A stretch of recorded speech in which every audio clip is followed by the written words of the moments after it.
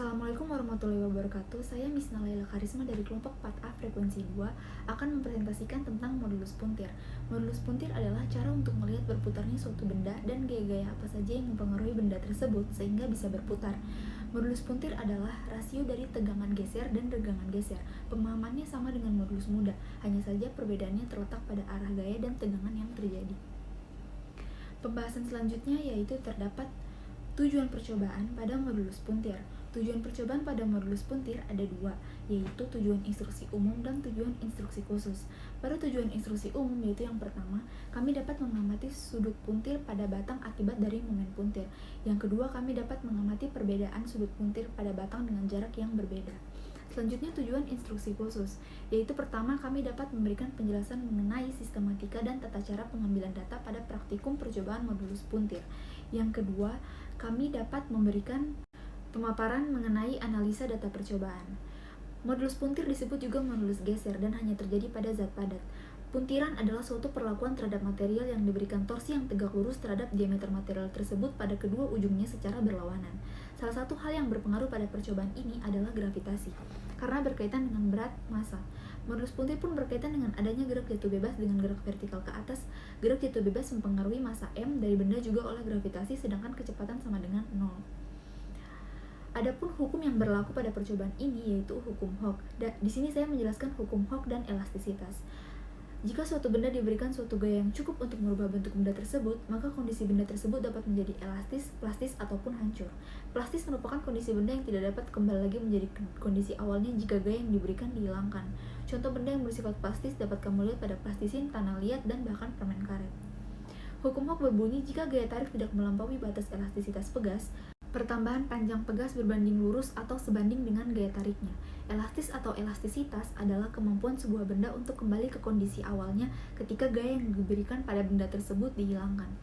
Di sini saya juga akan menjelaskan mengenai jangka sorong. Jangka sorong merupakan alat ukur yang digunakan untuk mengukur dimensi benda seperti mengukur bagian luar, mengukur bagian dalam, mengukur kedalaman, dan mengukur bagian bertingkat.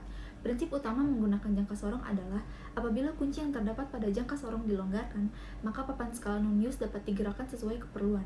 Pada jangka sorong terdapat dua jenis skala, yaitu skala utama dan skala vernier. Skala utama terdapat pada bagian rangka atau batang jangka sorong. Untuk jangka sorong metrik, skala utama ini ditandai dengan satuan ukuran cm dan mm, di mana setiap satu bagiannya memiliki jarak 1 mm. Sementara itu skala vernier terdapat pada bagian rahang geser, sehingga skala vernier ini akan ikut bergeser jika rahang geser digerakkan.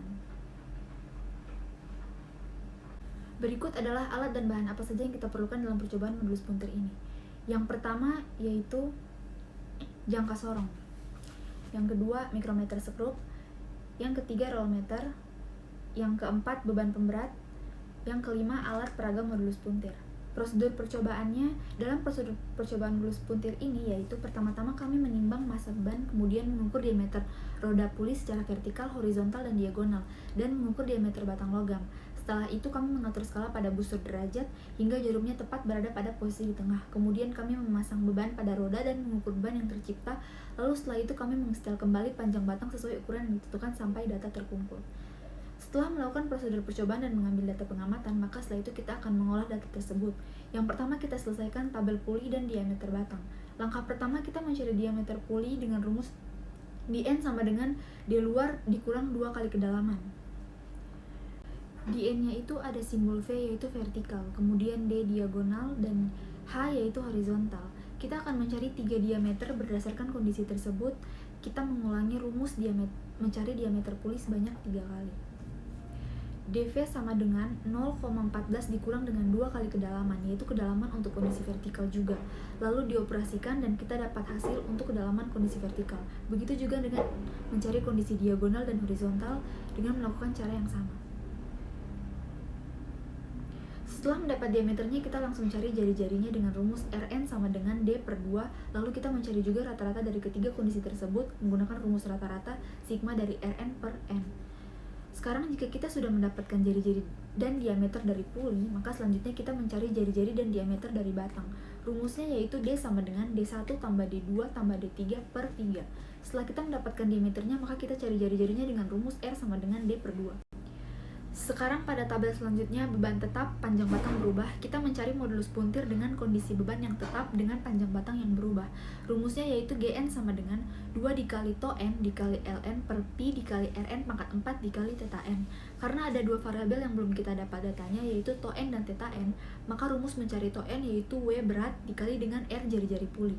W juga belum dapat, jadi mencari W yaitu M dikali G, massa dikali gravitasi, lalu masukkan pada rumus. Theta N yaitu kita mengerata-ratakan theta yang ada pada tabel.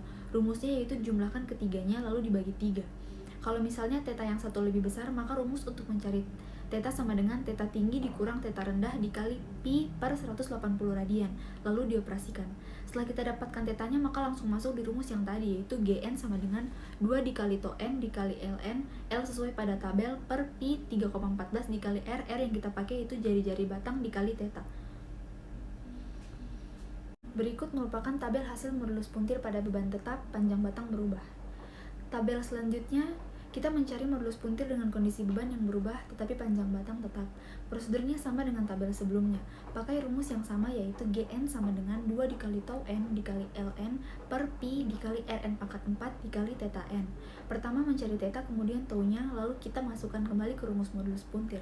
Berikut cara pengerjaannya dan hasilnya beserta tabel hasil pada beban berubah, panjang batang tetap. Ini tabelnya.